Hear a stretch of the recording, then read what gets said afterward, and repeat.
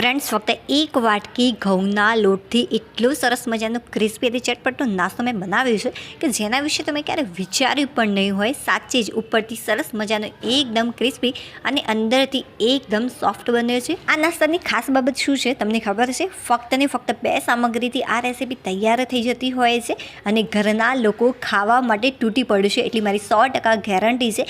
કેમ કે જ્યારે મેં આ રેસીપી બનાવી ત્યારે ખરેખર બધાને મોજ પડી ગઈ અને 5 જ મિનિટની અંદર તૈયાર થઈ જશે. તો આ માટે સૌથી પહેલાં મેં લીધા છે 4 મીડિયમ સાઇઝના બટાકા. છાલને મેં દૂર કરી દીધી. હવે શું કરીશું, આની છીણીની મદદથી છીણી લઈશું. જે મીડિયમ સાઇઝની છીણી આવે છે આપણે એનો ઉપયોગ કરીશું. આ કાચું બટાકું છે, બાફેલા બટાકાનો ઉપયોગ નથી કરવાનો. 4 બટાકાને મેં છીણી લીધા છે. બહુ જ બધા પ્રમાણમાં આ છીણ તૈયાર થયું છે. હવે આ જે માપ છે એ તમારે કેટલું રાખવાનું છે બટાકાના છીણનું એ પણ હું તમને પરફેક્ટ માપ સાથે શીખવાડીશ કે જેથી પહેલી વાર બનાવશો તો પણ એકદમ પરફેક્ટ જ બનશે. હવે લઈશું એક બાઉલ, અડધી ચમચી જેટલું આપણે મીઠું લઈશું અને 1 ગ્લાસ જેટલું પાણી એડ કરી સારી રીતે મિક્સ કરી લઈશું કે જેથી મીઠું સારી રીતે મિક્સ થઈ જાય. ઘણાના ઘરે મોટા બટાકા હોય, ઘણાના ઘરે એકદમ નાની સાઇઝના પણ બટાકા હોય, તો બટાકાનું છીણ તમારે કેટલું લેવાનું એ હું તમને માપ સાથે શીખવાડીશ. બટ એના પહેલાં મીઠાવાળા પાણીની અંદર આ બધા જ બટાકાની છીણ આપણે ઉમેરી દઈશું. સારી રીતે મસળી અને મિક્સ કરી લેવાનું કે જેથી જે સ્ટાર્ચ છે એ ફટાફટ દૂર થઈ જાય. મીઠું એડ કરવાનું કારણ એ જ છે કે જેનાથી ઝડપથી જે સ્ટાર્ચ છે એ દૂર થઈ જશે. બહુ જ સરસ રીતે મેં આને મિક્સ કરી લીધું છે. હવે આપણે કોઈ પણ એક પહોળું આ ટાઈપનું વાસણ લઈશું અને ત્યારબાદ કોઈ પણ આ ટાઈપ જાળીવાળું વાસણ લઈ અને જે બટાકાનું છીણ આપણે તૈયાર કર્યું છે એ ઉમેરી દઈશું. આમ કરવાથી જે પાણી છે એ ફટાફટ દૂર થઈ જશે. હાથની મદદથી થોડુંક તમારે આ રીતે પ્રેસ કરવાનું કે જેથી બધું જ પાણી દૂર થઈ જાય અને ત્યારબાદ બંને હાથથી આ રીતે થોડુંક પ્રેસ કરવાનું કે જેના કારણે બધું જ પાણી દૂર થઈ જાય. જો કદાચ 1-2 ચમચી પાણી રહી જશે તો એનાથી કંઈ જ ફરક નહીં પડે. બટ બને ત્યાં સુધી આપણે આ રીતે દૂર કરી દઈશું. જો આ રીતે મીઠું એડ કરવાથી એકદમ ઝડપથી બધું જ પાણી દૂર થઈ જતું હોય છે અને જે આ બ્લેક કલરનું તમને દેખાય છે બિલકુલ પણ બટાકું હવે કાળું પણ નહીં પડે. ફ્રેન્ડ્સ, તમે એમનેમ રાખશો તો પણ, કેમ કે આપણે મીઠું એડ કર્યું છે. હવે કોઈ પણ નોનસ્ટિક પેન લઈશું. જો તમારા જોડે નોનસ્ટિક પેન ન હોય તો તમે કોઈ પણ કડાઈ કે તપેલીનો ઉપયોગ કરી શકો છો. 2 થી 3 ચમચી ભરીને મેં આની અંદર તેલ લીધું છે. મોટી ચમચીનો ઉપયોગ કર્યો છે. ત્યારબાદ તેલ થોડું ગરમ થાય ત્યારે આપણે અડધી ચમચી જેટલી રાઈ એડ કરીશું. રાઈ વગર પણ તમે તૈયાર કરી શકો છો, બટ આ એડ કરવાથી વધારે ટેસ્ટી લાગશે.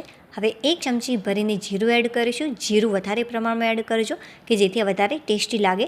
અડધી ચમચી જેટલું ઝીણું ચોપ કરેલું લીલું મરચું લીધું છે અને અડધી ચમચી જેટલું મેં છીણેલું આદું લીધું છે. અને હા ફ્રેન્ડ્સ, જો લીલું મરચું વધારે હોય તો ચોક્કસથી એડ કરજો.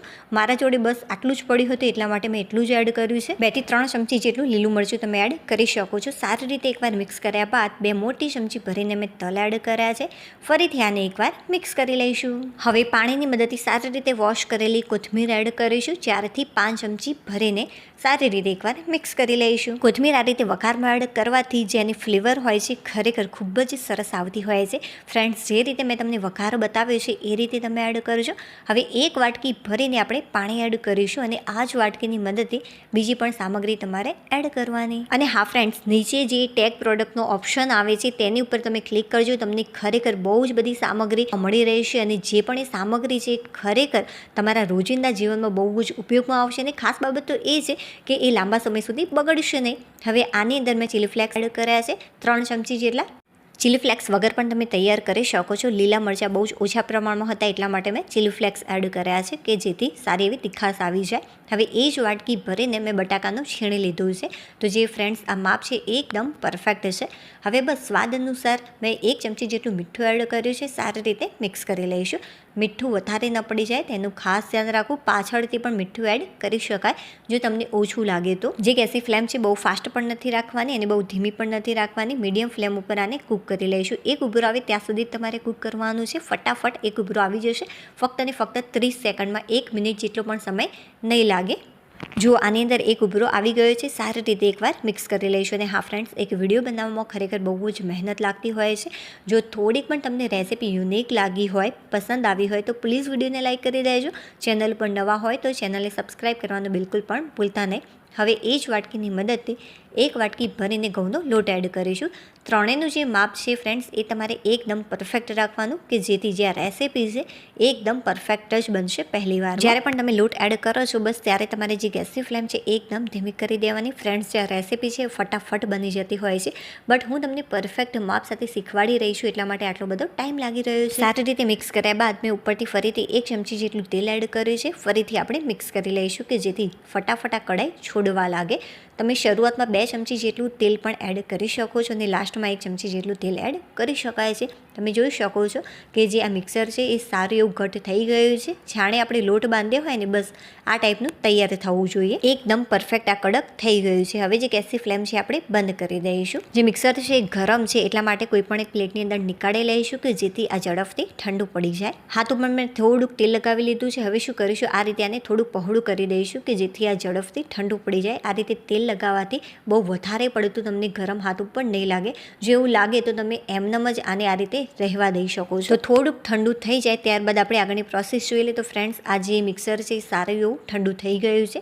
બસ હવે આપણે સારી રીતે આને મસળી લઈશું. આ રીતે મસળવાથી જે આપણી રેસીપી બનશે ખરેખર ખૂબ જ મીઠાશવાળી બનશે ને બહુ જ સરસ આનું ટેક્સચર થશે. જો ફ્રેન્ડ્સ જે આ લોટ છે એ રોટલી જેટલો સોફ્ટ થયો છે, બહુ વધારે પડતો તમારે સોફ્ટ નથી કરી દેવાનો.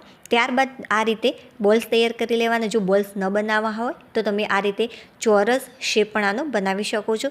જો એ ન પસંદ હોય તો તમે ગોળ ટિક્કી પણ તૈયાર કરી શકો છો અથવા તો લંબગોળ પણ આ રીતે તૈયાર કરી શકાય છે, તો પણ એ બહુ જ સરસ દેખાશે. ચાલો ભાઈ, મારે એક સરખી સાઈઝના બોલ્સ તૈયાર કરવા છે. એના માટે મેં શું કર્યું, કોઈ પણ એક ચમચીનું માપ લઈ લીધું. આ રીતે ચમચી ભરીને તૈયાર કરેલો લોટ લઈ લઈશું અને સરસ મજાનો બોલ્સ આ રીતે તૈયાર કરી લઈશું. અથવા તમે ડાયરેક્ટ પણ તૈયાર કરી શકો છો, બટ મારે વિડીયોમાં પરફેક્ટ માપ સાથે અને આ રીતે પરફેક્ટ શેપ સાથે બનાવવું હતું એટલા માટે મેં આ રીતે ચમચીનો ઉપયોગ કર્યો છે. વાવ ફ્રેન્ડ્સ, બધા જ બોલ્સ આ રીતે એક સાઇઝના પરફેક્ટ તૈયાર થશે. તો ફ્રેન્ડ્સ ફાઇનલી બધા જ બોલ્સ મેં તૈયાર કરી લીધા છે. ફક્ત 1 વાટકી ઘઉંના લોટથી તમે જોઈ શકો છો કે કેટલા બધા બોલ્સ તૈયાર થયા છે. ચાલો ભાઈ, હવે એ જોઈ લે કે કઈ રીતે આને ફ્રાય કરવાના છે. તો ફ્રેન્ડ્સ જે તેલ છે એ સારું એવું ગરમ થયેલું હોવું જોઈએ.